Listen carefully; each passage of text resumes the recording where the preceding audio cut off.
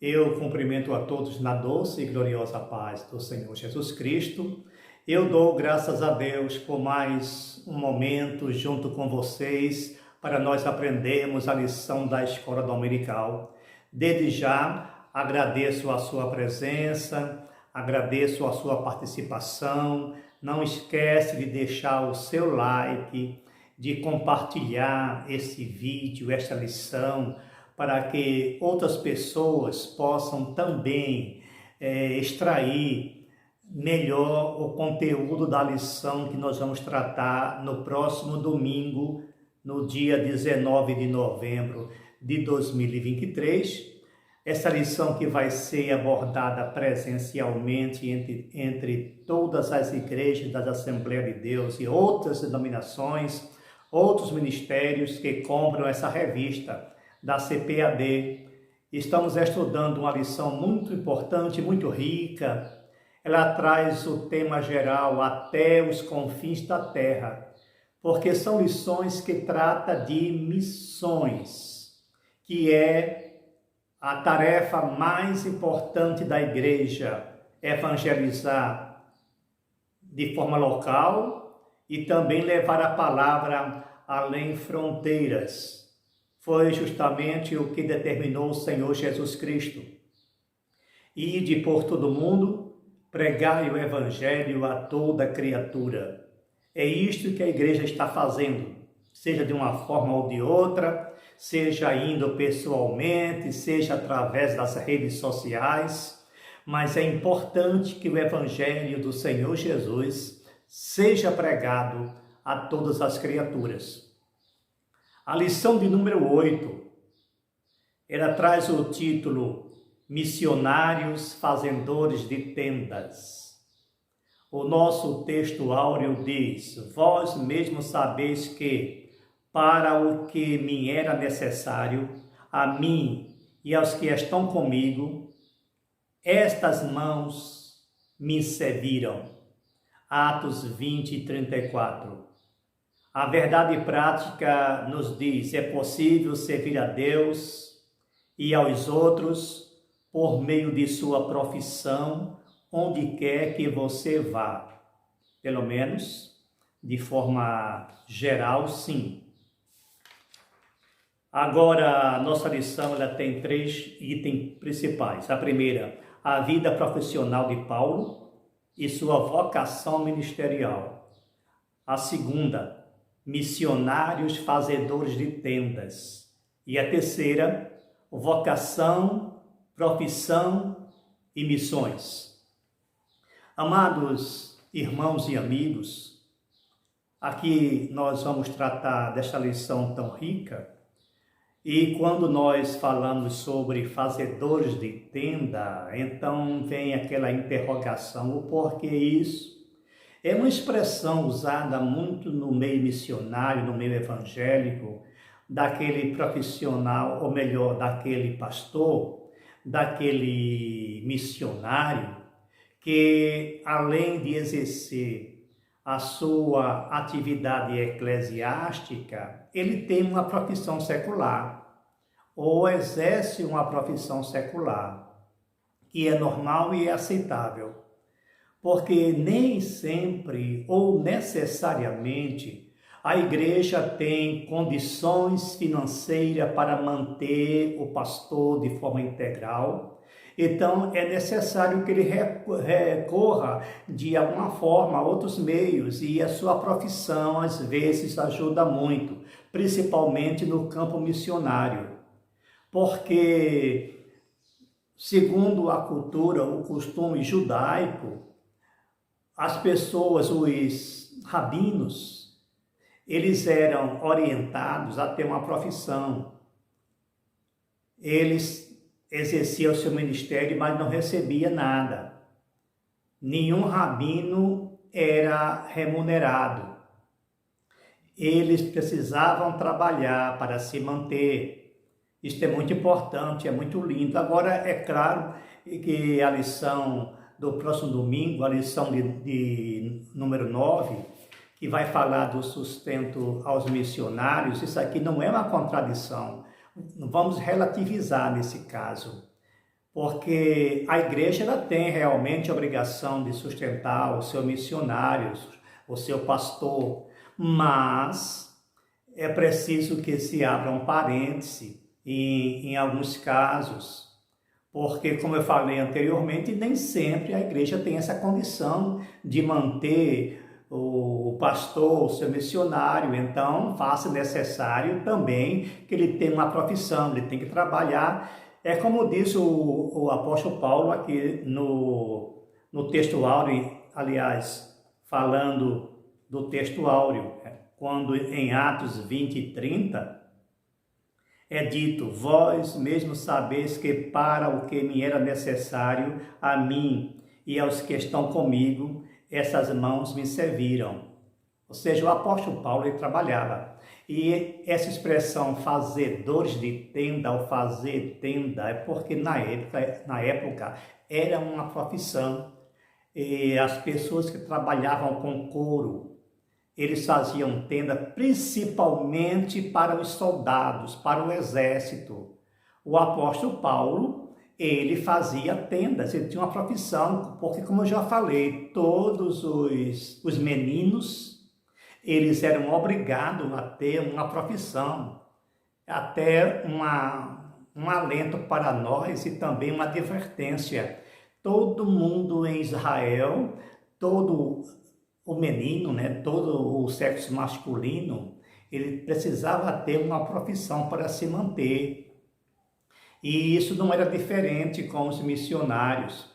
O apóstolo Paulo, ele foi muito claro no que diz respeito a esse assunto, porque nem sempre ele recebia oferta de igreja, porque tratava-se de a igreja na sua fase embrionária, e as mesmas não tinham recursos para manter o missionário, manter os pastores. Eles precisavam trabalhar para se manter. É por isso que ele dizia que ele fazia tenda, eu lhe disse, né, que fazia tendas para se manter. Muitos trabalhavam para Roma, para o exército romano, para que os soldados utilizassem essas tendas que era de couro naquela época. Então, fica entendido, há uma analogia. Fazer tendas é um sentido figurado para todos os missionários que exercem uma profissão em paralelo com a sua atividade eclesiástica, que é muito importante. Quando um missionário vai para o campo e às vezes a igreja não tem tantos recursos para mantê-lo, e também o local onde ele vai nem tem uma igreja formada, então é preciso que ele recorra à sua habilidade profissional para se manter. Isto é uma realidade claríssima. Então, é justamente o que nós vamos ver na lição, no item 1, a vida profissional de Paulo e a sua vocação ministerial. Amados, observa que em Israel, todo mundo, todo ser humano, ele exercia a sua tarefa. Eu lembro do missionário Jonas, missionário que foi forçado, mas foi missionário. Quando ele estava no navio e quando alguém lhe interrogou, a pergunta que fizeram: que ocupação é a tua? Porque é descabido, é inaceitável que um pastor não saiba fazer nada e viva só da igreja. Tem que procurar uma atividade, uma função, porque se por acaso ele se ver em uma condição de a igreja não poder sustentá-lo, ele vai trabalhar. Agora, o ideal, é claro, gente, que a igreja mantivesse o missionário, de forma integral, porque ele ia se doar mais, ele ia se dedicar mais à igreja, mas a gente pode relativizar, não necessariamente. Então, a grande pergunta, a grande interrogação, a mesma que fizeram lá com o missionário Jonas: que ocupação é a tua? Vamos trabalhar, porque quando o apóstolo Paulo disse, essas mãos me serviram, serviram sim, essas mãos fazia tenda para se manter. Então diz aqui no nosso item 1, a vida profissional de Paulo e a sua vocação ministerial. A profissão do apóstolo Paulo, o texto de nossa leitura bíblica em classe, que é justamente lá em Atos 18, de 1 a 5, a respeito do exemplo do apóstolo Paulo, que traz o termo missiológico de fazedor de tendas. A expressão é traduzida com mais precisão por trabalhador em couro, ou trabalhadores em couro, como já falei, né? Porque essas tendas eram feitas de couro de cabra, ou couro de animais, mas necessariamente, ou melhor, nem sempre era de cabra, outros animais. Eles trabalhavam dessa forma, e quando eu falei em exército romano, todo o exército ele tinha suas tendas, né, para acampar, mas existiam pessoas que moravam realmente em tendas. Então, essa profissão era muito vantajosa na época, era muito procurada na época, era muito rendosa. Então, o apóstolo Paulo se valia dessa profissão, além da sua vasto conhecimento, porque Paulo ele tinha uma cultura invejável, mas era um trabalhador em potencial em todos os sentidos. A gente pode se espelhar no apóstolo Paulo. No Novo Testamento, há um casal que tinha a mesma profissão do apóstolo Paulo, o caso de Priscila e Áquila. Devido a um dito do imperador romano, Cláudio, em 49 a.C., que ele expulsou todos os judeus de Roma, então as pessoas saíram. Porque a coisa mais triste é quando a pessoa é jogada ao relento, é expulso de um país. Está ocorrendo muito hoje, devido aos conflitos bélicos. Então as pessoas saem do país e às vezes saem sem nenhuma habilidade, sem nenhuma profissão. Aí pergunta-se como vai sobreviver essas pessoas em uma terra distante, em uma terra onde ele não conhece a cultura. E há certas profissões que ajudam muito em qualquer lugar, em qualquer parte. Então o subitem 2 fala o seguinte: como o apóstolo Paulo conjugava a vida profissional e ministerial? É uma pergunta. A tradição judaica exigia que os mestres religiosos oferecem gratuitamente os seus serviços espirituais, e cada rabino tinha que aprender uma profissão para se sustentar. Já abordei isso antes. Então, desde a juventude, os meninos, os rapazes, já aprendiam uma profissão para se sustentar. Não vamos ficar somente dependendo dos outros, não. E, usando a expressão mais clara, mais simples, tem que se virar, trabalha. Busca os teus objetivos com as tuas próprias mãos. Realiza os teus sonhos com as tuas próprias mãos. E eu vou repetir a expressão que está no texto áureo: essas mãos me serviram. Essas mãos podem te servir. E quando eu falo de mão também, isso é um sentido figurado, porque nem sempre o trabalho é feito com as mãos, pode ser com a voz, pode ser só com o intelecto, porque as mãos, de modo geral, é instrumento de trabalho e ela está em quase toda a profissão. Ainda que você trabalhe em uma profissão muito assim sofisticada, mas você vai ter que usar a mão, nem que seja para tocar em um botãozinho para acionar um sistema. Mas, então as mãos servem. Às vezes o intelecto trabalha muito mais, mas as mãos também. O professor, ele usa muito a voz, mas também usa as mãos, coisa que eu fiz durante 37 anos, ministrando aulas. Então eu escrevia na lousa com as mãos, mas o meu intelecto, a minha cabeça trabalhava muito mais. E assim eu tirava o meu sustento. E até mesmo durante o trabalho eclesiástico, eu nunca deixei de ser professor, mesmo pastoreando igrejas. Então, nós precisamos entender que é importante as pessoas terem uma profissão, que o missionário tenha uma profissão, principalmente quando ele vai entrar em alguns países aonde não é permitido pregar o evangelho, ou a igreja é perseguida, e jamais ele vai entrar como missionário. Então ele pode entrar como um médico, como um jornalista, que são aceitos de forma quase geral em qualquer país, até mesmo esses mais fechados, tratando-se de jornalista ou de médico ou outras profissões. E chegando lá, é claro, se um país ele não tem muitos recursos, melhor a igreja, não tem muitos recursos para manter esse missionário, isso a igreja de origem, a igreja que lhe enviou também não tem muitos recursos, então é importante que o missionário vá trabalhar utilizando a sua profissão, a sua habilidade.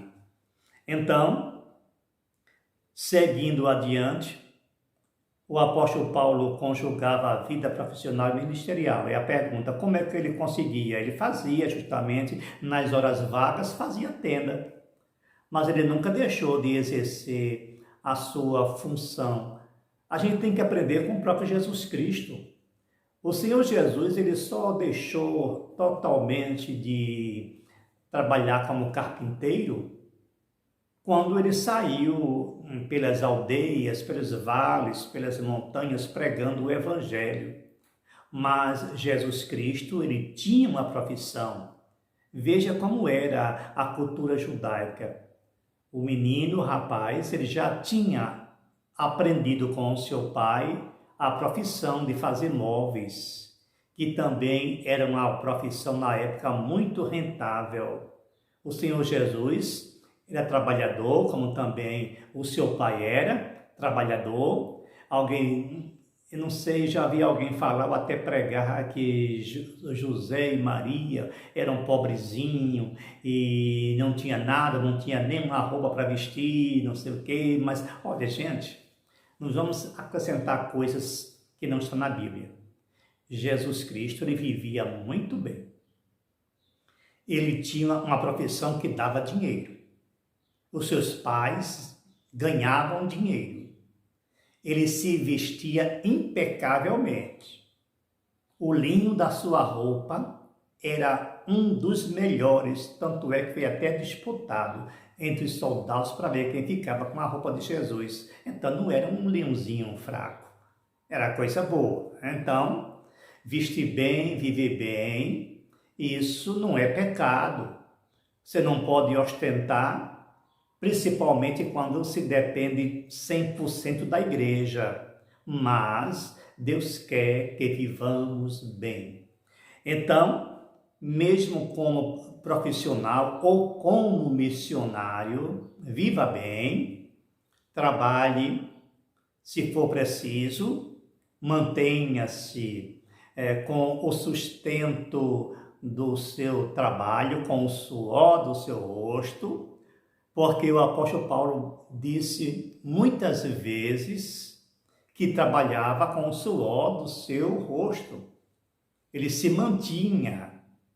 Sabe para quê? Para não ser pesado aos irmãos. Que coisa linda, né?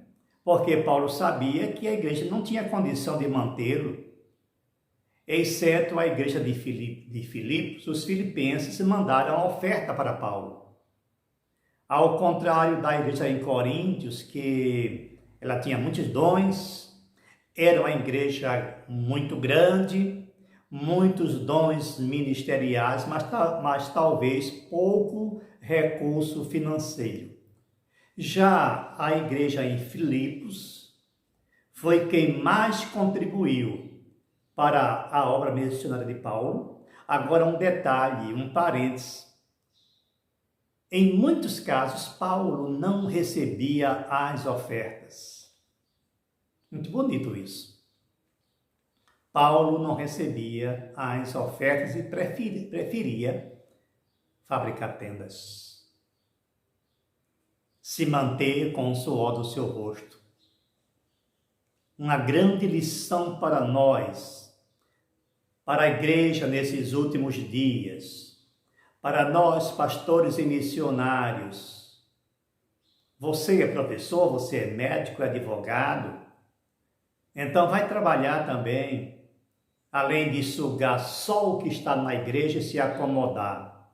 Eu não estou aqui negando a forma, ou melhor, o direito do pastor receber, da igreja manter seu pastor. Mas eu volto a dizer, isso é relativo. Se não tem condição, se não pode, então o pastor missionário precisa exercer a sua profissão e se manter com a sua habilidade profissional. Item 3, ainda do item 1, diz o seguinte: a ética financeira na atividade missionária de Paulo. Eu vou ler como está na revista. O apóstolo Paulo considerava o costume judaico incorporado ao cristianismo, de os ministros receberem ajuda econômica da parte daqueles para quem ministravam, como uma forma legítima e correta aos olhos de Deus, e até mesmo recomendada nas Escrituras, desde os tempos do Antigo Testamento, isso é claro. Inclusive, mais tarde, o apóstolo reconheceu que não havia ensinado adequadamente os novos convertidos a sustentar a obra, privando-os do fruto que devia abundar à conta de quem dá voluntariamente. A gente vê isso lá em Filipenses 4 e 17, 2 Coríntios 1, 7 a 12. No entanto, Paulo geralmente não aceitava ofertas em dinheiro enviadas pelas igrejas cristãs, e muito menos ainda as exigia, ainda que algumas ofertas voluntárias lhe tivessem sido enviadas pelos crentes de Filipos. Filipenses 4, 10 e 12. Me desculpe a sinceridade, a ousadia. Será que alguém hoje faz isso? Recebe uma oferta, olha, e ele vai dizer, não, a minha igreja está bem, eu trabalho para me manter, e eu vou empregar 100% da sua oferta só na obra, porque eu não preciso. Será que alguém tem coragem de fazer isso nesses últimos dias? A resposta fica com cada um e com a consciência de cada um. Eu apenas estou fazendo a indagação. O item 2, missionários fazedores de tendas. Eu já expliquei esse sentido de fazer tendas. Então, isso aí é algo abrangente, é um sentido figurado, baseado na época de Paulo, no Novo Testamento, quando literalmente as tendas eram feitas de couro, mas quando a gente diz missionário, fazedores de tendas, estou me referindo ao missionário que trabalha para se manter, faz uso da sua profissão para se manter. E volto a afirmar mais uma vez, isso não quer dizer que seja proibido a igreja se manter, porque aí eu ia entrar em contradição com a próxima lição, a lição de número 9, a lição seguinte, onde mostra que a igreja deve sustentar o seu missionário, o seu pastor, mas depende, se puder, quando puder. Agora, o ideal é que a igreja ajude na obra, contribua com missões. Agora, com missões, com a obra missionária, para construir a igreja, para ajudar os necessitados lá na obra, os nativos, os quais precisam também de alimento, porque o missionário, ele precisa também olhar por este ângulo. Ele vai pregar a palavra, ele vai dar o alimento espiritual, mas essas pessoas também se alimentam de pão.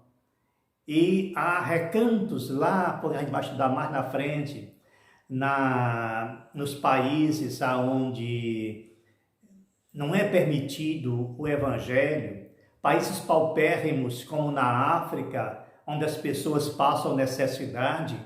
Então, é importante que a igreja mantenha ou ajude também essas pessoas de forma física, dando-lhe literalmente alimento, além do alimento espiritual.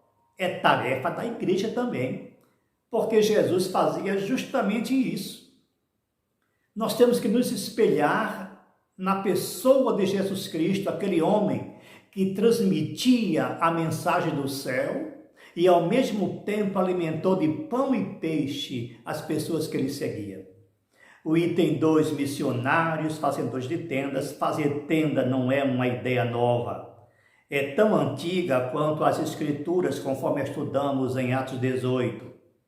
Assim, no contexto de missões, a expressão fazedores de tenda tem a ver com discípulos de Jesus, chamados e comissionados pela sua igreja para usarem dons, talentos e habilidades profissionais no campo missionário. A força missionária no mundo é o subitem do item 2 também, o segundo subitem. Missões se tornaram um movimento global que começou com a ação de Deus pela sua graça para reconciliar o mundo consigo mesmo. Nós podemos ver isso em 2 Coríntios, capítulo 5, versículos 18 e 19, anotem. E ele conta conosco para continuar com essa missão. Nesse sentido, a maior força missionária cristã no mundo é formada por profissionais, empreendedores e estudantes que se movem entre culturas para servir a Cristo através de suas vidas e trabalho. Então, é bom a gente aprender isso. E às vezes também até a sua habilidade profissional vai ajudar na conquista de almas para o Senhor Jesus. Eu lembro de um missionário que eu vou aqui reservar o nome, que ele gostava muito de jogar bola e, por sinal, ele já foi até profissional nesta área, mas ele foi trabalhar na África como missionário. Chegou lá, a igreja não tinha ninguém, nenhuma pessoa sequer, nenhum crente. Ele era o único crente naquela aldeia. O que é que ele fez? Ele pegou uma bola, foi para um campo e começou a fazer embaixadinha, jogar sozinho, e aos poucos foi juntando gente, ele começou a jogar, e alguém gritou assim, Brasil, e citou o nome de um jogador brasileiro, e ele confirmou e disse que era do Brasil, e por sinal estava até com uma camiseta da seleção brasileira, uma jogada inteligente. E quando juntou aquela multidão, então ele começou a falar do amor de Deus, começou a falar de Cristo. Coisa importantíssima. Sei também de um caso de um enfermeiro que, trabalhando lá em uma ONG, Médicos Sem Fronteiras, na África também, enquanto ele atendia aos doentes, aos feridos, ele anunciava a Cristo. Então, a profissão associada, integrada no campo missionário, como mostrou a própria lição. Então, isso é muito importante, é muito sério. Então, o item 3 também diz vocação, profissão e missão. Elas estão em paralelos, elas caminham junto. Deus é quem chama. Muitas são as oportunidades para que nos envolvermos com os trabalhos em nossas igrejas locais, grupos evangelísticos de grande impacto, organizações missionárias relevantes no contexto social e até em outros países. Todavia, é Deus quem coloca em nosso coração a disposição e a aptidão para executar um determinado ofício. Nesse caso, é Deus quem capacita, comissiona e habilita cada crente para uma determinada missão no mundo. É Ele quem gera em nós o envolvimento com causas específicas que nos levarão a trabalhar em atividades que fazem sentido, inclusive na realização pessoal. Exercendo a vocação, quando respondemos de forma prática a esse chamado, exercendo a nossa vocação, é que encontramos o nosso propósito de vida. A vocação é a missão única para a qual cada um de nós foi preparado a fim de prestarmos serviço ao nosso Criador. Agora, eu quero lembrar para vocês que todos nós fomos chamados. Todo crente é um missionário em potencial. Eu vou falar isso mais uma vez. Todo crente é um missionário em potencial. Deus nos chamou e nos vocacionou. É preciso que cada crente diga: eis-me aqui, eu estou presente, estou à disposição. E há várias formas de nós fazermos missão. É bom ir até o campo missionário, mas você pode orar por missões e contribuir com missões. Você está prestando um relevante serviço ao reino de Deus. Então, amados, Deus vos abençoe e espero que esta lição ela tenha trazido excelente subsídio para o seu crescimento espiritual e possa ter descortinado um melhor esclarecimento, a fim de que nós possamos associar duas coisas, não são independentes, profissão e missão. Você não vai deixar de trabalhar para ser missionário, você não vai abandonar a sua profissão para ser missionário, mas a sua profissão vai lhe acompanhar no trabalho missionário. Amém? Deus vos abençoe e até a próxima lição.